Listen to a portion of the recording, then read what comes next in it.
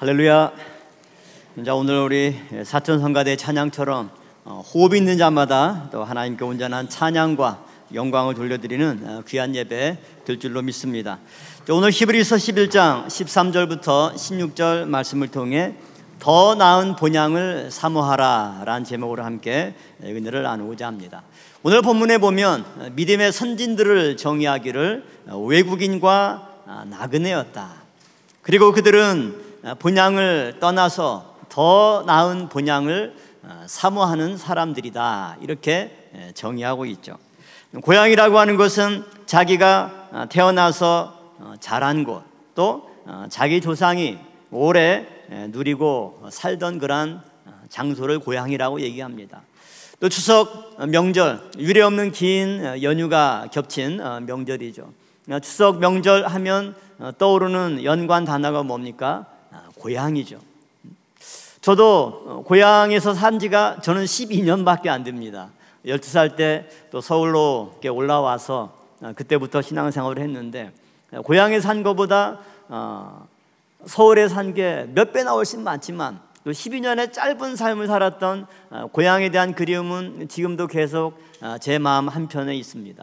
이것이 모든 사람들의 공통된 마음입니다.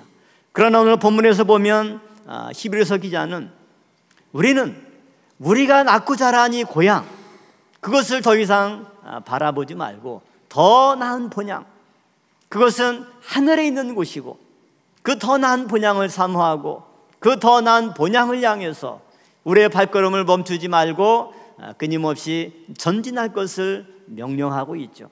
그러한 사람을 외국인이고 나그네다, 이렇게 정의하고 있습니다. 오늘 또 이렇게 고향에 가신 분들, 오늘 예배 드리고 또 가족과 친지를 방문할 계획이 있는 우리 모든 성도님들, 오늘 말씀을 통해 우리의 육신의 고향뿐만 아니라 우리가 본래 나왔던 더 나은 본향을 사모하고 그 본향을 향해서 전진하는 우리 평강의 성도 여러분 되기를 먼저 주님의 이름으로 축원합니다. 첫 번째로 우리가 살펴볼 것은, 본향을 사모하는 것은 전진하는 삶을 뜻합니다. 오늘 본문의 믿음의 선진들을 땅에서 외국인과 나그네로 증거를 받은 사람이다, 이렇게 증거하고 있죠. 외국인이라고 하는 것은 헬라어로 크세노스라고 하는 단어입니다. 이 단어의 기본 의미는 뭐냐? 낯선 사람. 그래서 외국인, 나그네, 이런 사람들은 타지에 가서 원래 살던 사람들에게 낯선 취급을 받고, 또 우리도 새로운 곳에 가면 모든 게 낯설고 적응하는데 어려움을 겪는 거죠. 또 나그네라고 하는 단어는 헬라어로 파레피데모스라고 하는 단어입니다. 이 단어는 두 가지 단어가 결합되어서 형성된 말인데요, 이 파라라고 하는 단어는 근처에, 주변에, 그런 뜻이죠. 그 다음에 에피데메오라고 하는 말은 거주하다, 체류자가 되다. 그러니까 한마디로 이 나그네라고 하는 것은 원어로 얘기하면 주변인이에요. 중심부에 살아가는 사람이 아니라 주변에 살아가는 그러한 사람을 지칭하는 단어인 거죠. 그럼 왜 우리가 신앙생활하는 믿음의 인물들을 성경에서는 외국인으로, 나그네로, 기왕이면 하나님 믿고 성공해서 그 사회에서 중심적인 인물이 되어야 되는데 왜 하나님은 낯선 사람, 주변인으로 살아가라, 이렇게 말씀하고 있을까? 그것은 하나님의 말씀의 뜻을 붙잡고 한 군데 정착해서 안주하는 삶이 아니라 하나님의 뜻을 향해 매일 전진하는 삶을 살기 위해서 그런 겁니다. 그러므로 작은 첫 번째로 보면 아브라함은 평생 이주민의 삶을 살아갔습니다. 75세 하나님의 부르심을 받은 이후에 갈대우르에서 편안하게 정착민의 삶, 중심부의 삶을 살아가던 아브라함이 그 다음부터는 평생 어떻습니까? 외국인으로, 나그네로 전진하는 삶을 살았죠.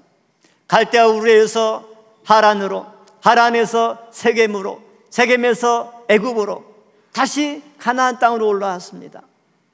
지금 국가로 치면 갈대우르인 이라크에서, 하란인 시리아로, 다시 세겜 땅에 있는 팔레스타인으로, 다시 이집트로, 다시 팔레스타인으로 와서 마지막 때 헤브론에 정착할 때까지, 아마 지금 이 첨단 과학의 시대 아브라함처럼 이렇게 많은 나라를 이주하면서 하는 사람이 아마 지금 시대에도 많지 않을 겁니다. 아브라함은 그 당시에 하나님을 만난 이후부터 75세부터 이런 외국인과 나그네로서의 삶을 살았던 거죠. 왜 그런 삶을 살았습니까? 그것은 아브라함이 하나님의 명령에 따라 가나안 땅으로 이동하기 위해서였죠. 본토, 친척, 아비집을 떠나서 내가 너한테 지시하는 땅으로 가라. 아브라함은 그 말씀만 붙잡고 갔습니다. 아버지 데라도 함께했지만 데라는 하란에서 그만 그 발걸음을 멈췄습니다. 이주민의 삶의 종지부를 짓고 하란에 정착해서 살아갈 때 데라는 더 이상 하나님의 뜻과 상관이 없는 인물이었던 거죠. 아브라함은 계속해서 믿음의 발걸음, 하나님의 뜻을 좇는 그 발걸음을 멈추지 않고 전진하였습니다. 가나안 땅에 도착한 이후에도 아브라함은 끊임없이 움직였죠. 그 이유는 무엇입니까? 자기의 태어나고 자란 고향보다 말씀의 뜻을 이룰 본향을 찾기 위한 순례 여정을 아브라함은 늘 찾고 그 발걸음을 움직였던 것입니다. 그러므로 우리는 이러한 아브라함의 삶의 모습을 볼 때 정착민이 아니라 이주민으로서, 유목민으로서 끊임없이 하나님의 말씀의 뜻을 좇아 살아가는, 성경이 말하는 참된 외국인, 참된 나그네의 삶을 살았구나, 이것을 알 수가 있죠. 왜 하나님은 아브라함에게 그러한 불안정한 삶을 요구하셨을까요? 한 군데 정착해서 안주하는 삶, 하나님은 그것을 원치 않았습니다.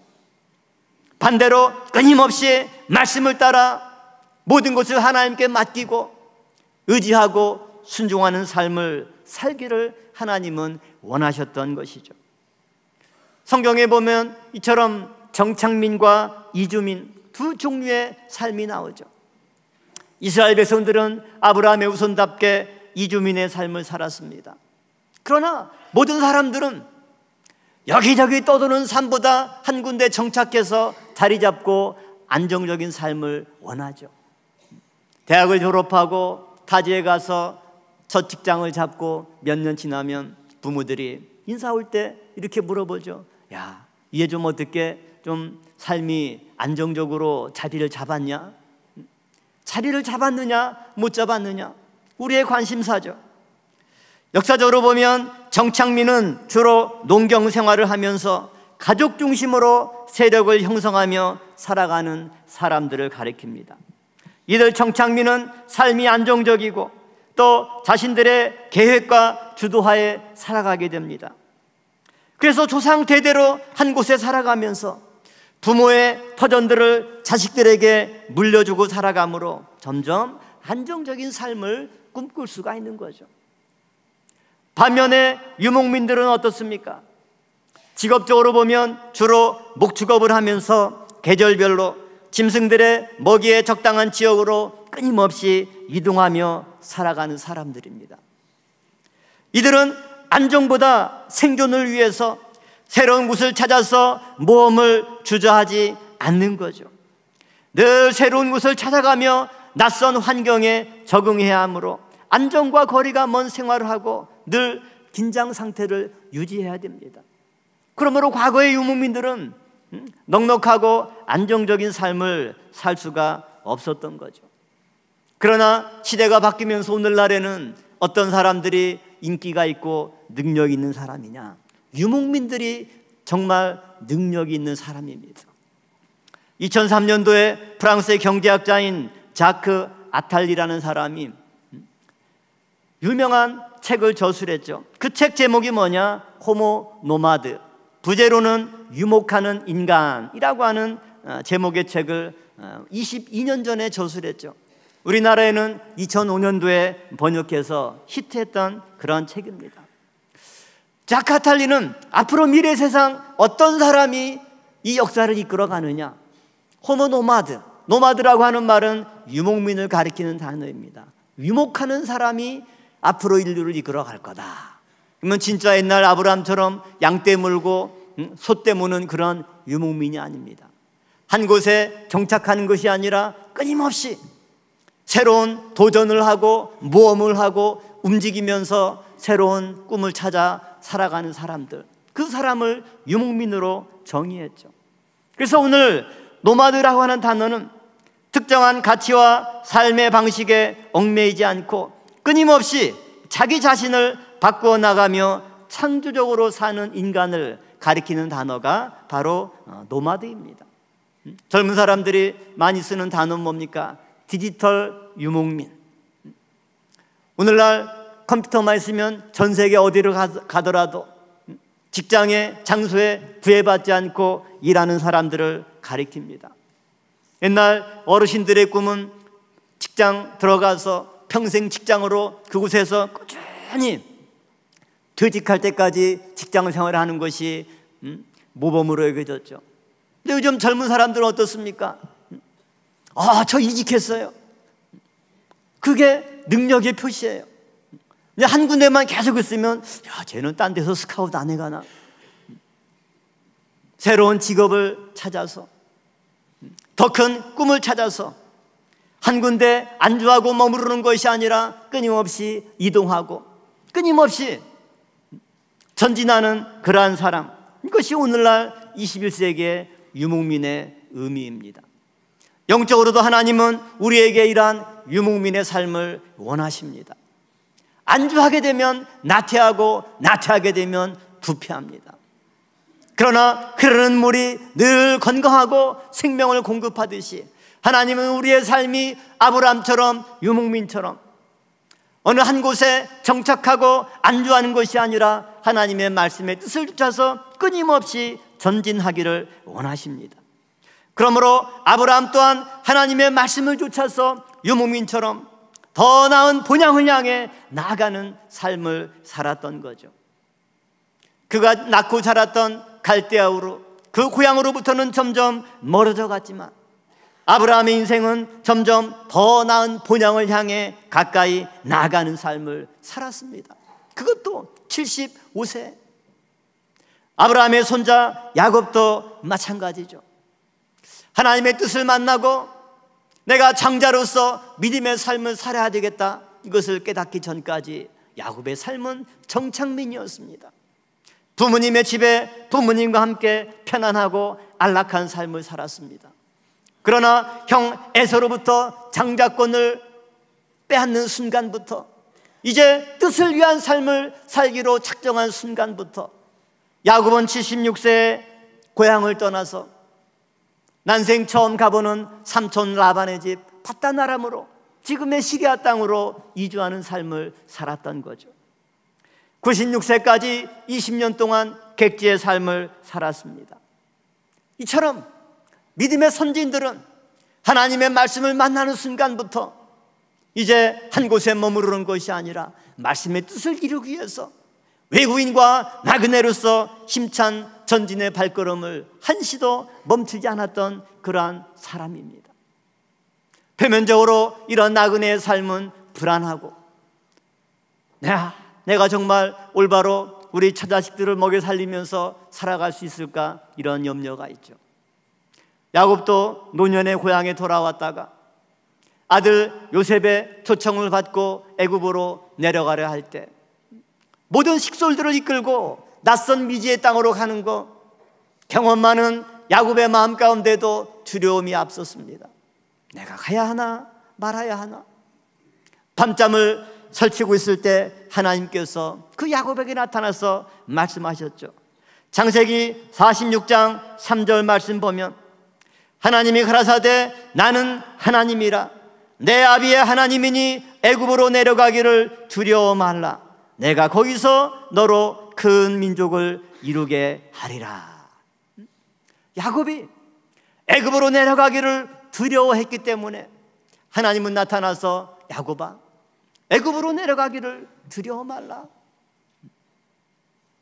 애굽으로 내려가는 것, 이것이 하나님의 구속사의 큰 뜻이고 그곳을 향해서 역시 너의 발걸음을 멈추지 마라.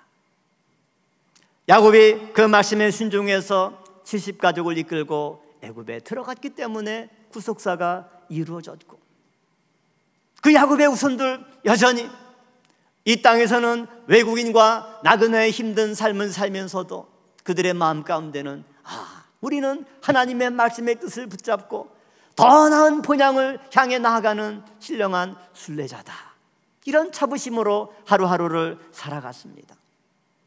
오늘 명절을 맞아서 우리의 고향을 생각할 때 오늘 말씀의 근거에서 오히려 더 나은 본향을 향해서 한 걸음 내딛는 축복의 시간들이 되시기를 주님의 이름으로 축원합니다. 제가 한 40대 초반에 읽었던 책인 것 같은데 굉장히 책 제목 자체도 인상 깊고 오늘 내용 주제와도 맞는 책인데, 구분영 씨가 썼던 책입니다. 작가 이분은 지금 돌아가셨는데 두 권의 책 제목이 뭐냐면, 한 권은 낯선 곳에서의 아침, 두 번째는 익숙한 것과의 결별. 자기 개발서에 썼는데 제가 한 40대 초반에 이 책을 읽으면서 제목에도 그렇고 내용에도 많은 도전을 받았던 책입니다.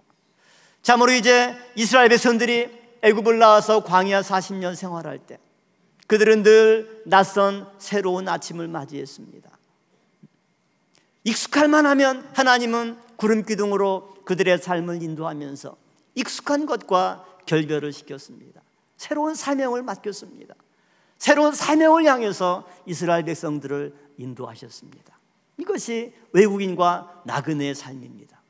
오늘 여러분들 어제까지 익숙했던 것들, 어제까지 편안하게 맞이했던 모든 아침의 시간들, 하나님의 말씀 안에서 날마다 새로운 아침을 맞이하고 과거에 익숙한 것과 결별하고 하나님이 나에게 주시는 새로운 사명을 향해서 힘차게 전진하는 신령한 나그네 된 여러분들이 되시기를 축원합니다. 큰 두 번째로 본향을 사모하는 것은 게르솜처럼 객으로 살아가는 삶을 말씀하고 있습니다. 본향을 향해 전진하는 삶을 산 대표적인 인물이 또 있다면 모세라고 저는 생각을 합니다. 모세는 애굽의 왕자로서 바로의 궁에서 40년간 얼마나 편안하고 안락하고 복된 삶을 살았습니까? 그러나 40세가 되어서 하나님의 부르심을 입고 하나님의 일꾼으로서의 삶을 살 때 그는 왕궁에서 도망 나와서 미디안 광야에서 40년 양을 치는 목자로 훈련을 받았습니다. 그리고 나머지 40년은 광야에서 하나님의 백성과 함께 고난받는 삶을 스스로 선택했습니다. 미디안 광야에서 모세가 아내를 만나서 첫 아들을 낳았습니다. 그 아들을 낳고 이름을 뭐라고 지었습니까? 게르솜이라고 지었죠.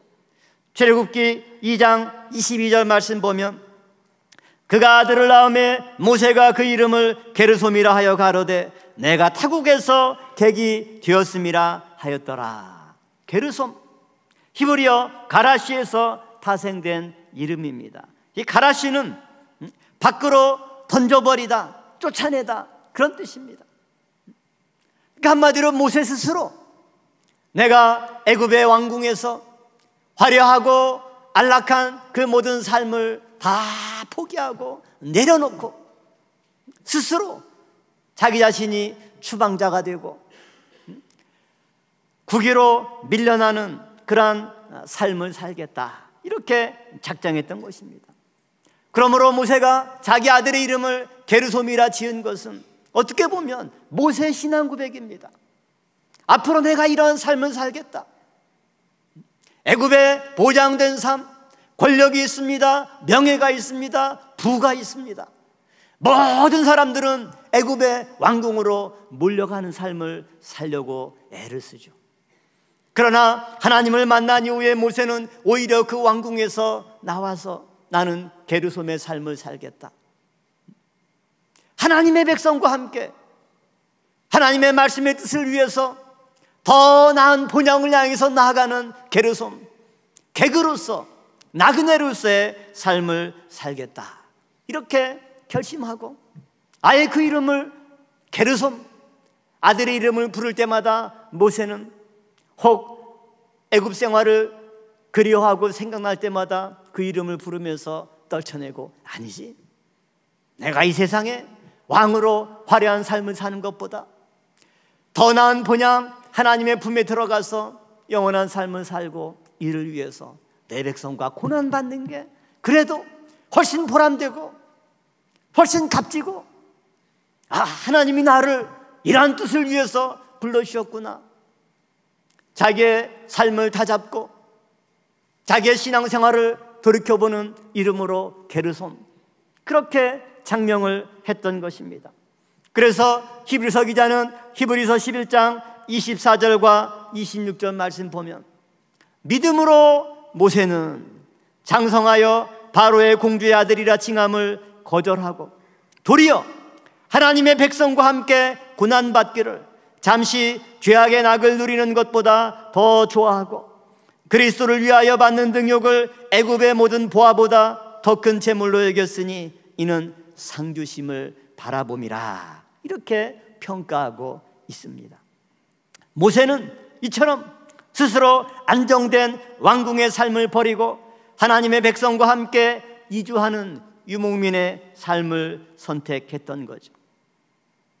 출애굽기 2장 22절 말씀처럼 내가 타국에서 객이 되었습니다. 모세가 스스로 선택한 삶입니다. 객이라고 하는 말은 히브리어 게르라고 하는 단어죠. 이 단어는 머무르다, 체제하다, 거주하다, 그런 뜻을 갖는 히브리어 구르에서 파생된 단어입니다. 이 히브리어 구르는 아브라함의 생에 가장 많이 쓰였던 단어죠.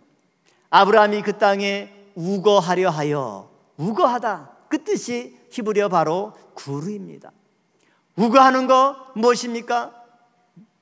어느 한 곳에 정착해 살아가는 것이 아니라 잠시 머무르는 것, 이것이 우거하다라고 하는 뜻인 거죠.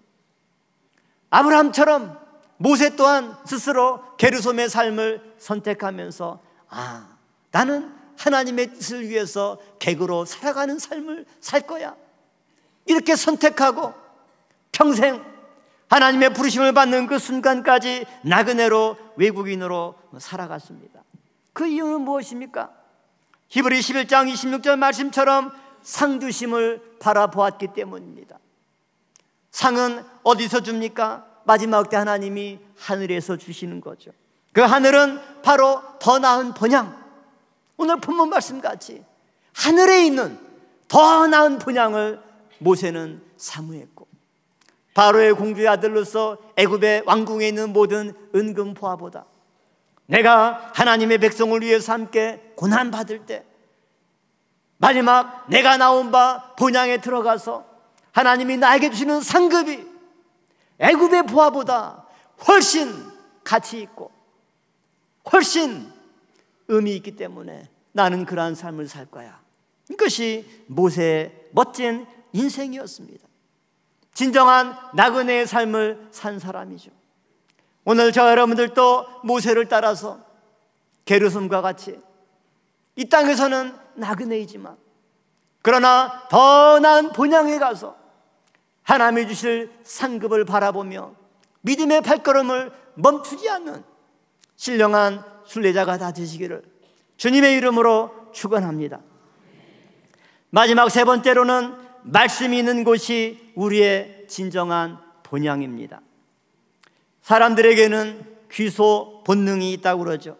이 귀소 본능은 원래 동물들이 자기 서식처나 둥지로 되돌아오는 성질이나 능력을 가리킵니다. 짐승들뿐만 아니라 사람들도 귀소 본능이 있어서 고향을 그리워하죠. 특히 이북에서 온 실향민들은 더 고향이 그립습니다. 저도 저희 아버님 임종을 지켜볼 때 임종 직전에 잠시 의식이 들어왔는데 병원에서 저를 보시더니 딱 첫 마디가 뭐냐? 빨리 집에 가자. 그게 제가 생전에 들었던 저희 아버님의 마지막 음성이었어요. 그때 제가 느낀 게 사람은 나이가 들고 하나님께 돌아갈 때가 되면 고향을 생각하는구나. 저희 아버님이야 육신의 고향을 의미했겠지만 사람이 나온 바 본향을 사람들은 다 돌아가고자 하는 이런 영적 귀소 본능이 있구나. 이것을 저는 깨닫게 되었습니다. 왜 사람들은 이처럼 고향을 그리워하고 고향으로 가고자 할까요? 그것은 우리가 나온 곳이기 때문에 나온 곳으로 가는 거 하나님의 원래의 뜻입니다. 그렇다면 우리가 어디서 나왔습니까? 육신적으로 내가 태어난 곳, 각자 고향이 있지만 영적으로 볼 때 우리가 태어난 곳은 무엇입니까? 바로 하나님의 말씀 안에서 창조됐고 하나님의 뜻 가운데 계획 가운데 창조됐기 때문에 우리의 고향은 바로 하나님의 품이고, 그러므로 우리가 돌아갈 곳도 이 세상 육신의 고향이 아니라 더 나은 본향이라고 말씀하고 있죠. 사도 바울은 빌립보 3장 20절 말씀에 이것을 오직 우리의 시민권은 하늘에 있는지라 이렇게 말씀하고 있죠. 우리의 시민권이 어디에 있습니까? 하늘에 있습니다. 왜? 우리가 원래 그곳 태생이기 때문에. 하늘에 가야 거기로서 구원자 예수 그리스도를 기다려 만날 수 있기 때문입니다. 그러므로 작은 첫 번째로 말씀이 있는 곳이 우리의 본향이라고 성경은 말씀하고 있죠. 고향과 대비되는 더 나은 본향, 더 나은 본향은 어떤 곳입니까? 하나님의 말씀이 나오는 곳이죠. 그렇기 때문에 마지막 때 하나님이 말씀이 나오는 시온 예루살렘을 향해서 열방이 몰려온다고 증거하고 있죠. 이사야 2장 3절 말씀 볼 때 많은 백성이 가며 이르기를 오라 우리가 여호와의 산에 오르며 야곱의 하나님의 전에 이르자. 그가 그 도로 우리에게 가르치실 것이라. 우리가 그 길로 행하리라 하리니 이는 율법이 시온에서부터 나올 것이요 여호와의 말씀이 예루살렘에서부터 나올 것임이라. 율법, 하나님의 말씀이 어디서 나옵니까? 시온에서, 예루살렘에서부터 나옵니다. 마지막 때 그 말씀을 듣고자 모든 열방들이 하나님의 산에 오르고 야곱의 하나님의 전에 도달하기 위해서 몰려온다라고 분명히 말씀하고 있죠. 이것은 마치 명절에 고향을 찾아가는 것처럼 때가 되면 하나님의 모든 백성 열방들이 이처럼 본향을 향해서 나오는 것, 하나님의 구속사의 뜻입니다. 지난 9월 26일부터 10월 1일까지 6일 동안 여기 본교회에서 여주에서 2025년도 프로클레임이 있었죠. 비자 때문에 몇 분들이 참석하지 못해서 17개 나라에서 60여 명의 많은 사역자들이 본교회와 또 여주에서 은혜의 기간을 보냈습니다. 참으로 저도 이렇게 참석하는 과정 속에서 느끼는 게 말씀의 뜻이 드디어 이루어지고 있구나. 교회가 교회다운 일을 하고 있구나. 여러 가지 많은 일들이 있지만 간만에 정말 평안하고 은혜 받는 그런 걸 느끼면서 이게 왜 그럴까? 교회가 교회다운 일을 할 때 말씀을 전하고 이 말씀의 뜻이 성취되는 현장을 목격하고 그들이 그 말씀에 몰입하고 정말 어린아이처럼 뛰놀면서 찬양하고 그 모든 기간 내내 너무나 행복하고 너무나 감사해하고 점점 어린아이처럼 표정이 바뀌어가고 또 서로 또 하나하나 교제하면서 하나가 되는 그 모습 볼 때 말씀의 뜻이 이루어지는 현장, 그리고 그런 열방이 몰려오는 이곳이야말로 성경이 말씀하는 본향이구나. 저는 개인적으로 또한 그러한 깨달음을 얻었습니다. 그리고 또 하나 느낀 거는 열방만 몰려오는 것이 아니라 열방이 몰려오는 숫자에 비례해서 우리 성도들도 더 많이 모여야 되는구나. 이분들이 또 많이 은혜 받은 게 성도님들이 알아서 다 음식을 준비하는 분들, 청소하는 분들, 또 영어가 되는 분들은 또 봉사하면서 그분들을 더 안내하고 케어하는 이 모든 것들을 6일, 7일 동안 공항 픽업부터 다 감당을 했습니다. 제가 봐도 그냥 소리 소문 없이 때리면 어디선지 탁 나타나가지고 쫙 한 걸 봤을 때 신기한 거예요. 이분들이 또 그 모습에 은혜를 받고, 또 뉴욕 지교에서, LA 지교에서 마침 한국에 방문했다가 같이 찬양에 동참하고 또 그분들을 섬기는 모습, 또 지교회 목사님 한 분은 이 광경을 보면서 내년 프로콜레임 때는 우리 교인들에게 광고해서 다 외국 사람들이지만 프로콜레임 때 와서 봉사하고 외국인들 안내하고 하는 이 일에 동참케 해야 되겠다, 이렇게 말씀하시더라고요.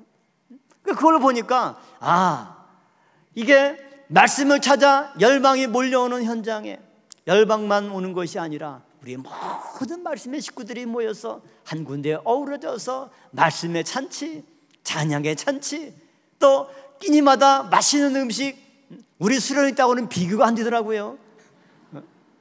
부엘세바가 파티장으로 바뀌어서 얼마나 멋진 분위기와 맛있는 음식으로 매끼 이렇게 바뀌는데, 그 사람이 또 맛있는 음식 먹으면 어린아이처럼 천진난만하고 또 더 큰 은혜를 받잖아요. 이것이 진정 명절에 모인 본향의 모습이고, 이스라엘 백성들이 3대 절기 때마다 예루살렘에 모여서 이 절기를 지낼 때 이런 축제의 분위기, 은혜의 분위기구나. 근데 이번에 60명 정도 오셨는데 봉사하는 손기들은 60명이 훨씬 넘죠. 그래서 마무리하면서 하시는 말씀이 나중에 100명, 1000명 오면 어떻게 하냐. 100명, 1000명 오면 우리 다 동원돼야 되는 겁니다. 여주도 좁다고 할 거예요. 열방이 왜 몰려온다 그러는데 안 오느냐 이렇게 불평했던 분들이 있는데, 이번에 느끼고 보니까 안 오는 게 아니라 오려고 준비하고 있는데 우리가 초대를 안 했더라고요. 예산 계획하다 보니까 모자라서 안 했는데 100명, 1000명이든 예산만 돼서 초청만 하면 다 올 수 있는 토대가 지금 닫혀 있더라고요. 그러면서 저는 깨달은 게 말씀이 나오는 곳이 본향이구나. 물론 성경이 말씀하는 하늘에 있는 본향, 우리가 마지막 종말의 때 가겠지만 하나님은 그 본향을 이 땅에 그림자로 우리에게 보여주셨는데, 그곳이 어디냐? 바로 말씀이 나오는 곳이라고 하는 거죠. 왜 그렇습니까? 하나님과 예수 그리스도께서 말씀으로 우리를 창조하셨기 때문에 하나님과 그리스도의 품이 우리의 진정한 고향입니다. 사도 요한은 요한복음 1장 1절 말씀 볼 때 태초에 말씀이 계시니라, 이 말씀이 하나님과 함께 계셨으니 이 말씀은 곧 하나님이시니라. 태초에 말씀이 계셨고 이 말씀이 하나님과 함께 하셨고 이 말씀으로 우주 만물을 창조하셨습니다. 이 말씀으로 저와 여러분을 창조했습니다. 그러므로 우리의 궁극적인 고향은 어디입니까? 바로 하나님의 말씀이 우리의 고향입니다. 말씀이 나오는 그 장소가 우리에게 참된 본향을 일깨워주는 고향인 줄로 믿습니다.